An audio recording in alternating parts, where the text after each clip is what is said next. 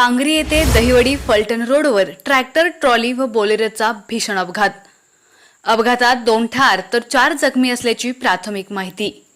पाहुयात सविस्तर बातमी। माण तालुक्यातील पांगरी येथे दहिवडी फलटण रोडवर ट्रॅक्टर ट्रॉली आणि बोलेरोचा भीषण अपघात झाल्याची दुर्दैवी घटना घडली आहे। घटनास्थळावरून मिळालेल्या प्राथमिक माहितीनुसार या अपघातात बोलेरोमध्ये असलेल्या 6 जणांपैकी 2 जण ठार झाल्याची तर 4 जण जखमी झाल्याची प्राथमिक माहिती मिळत आहे।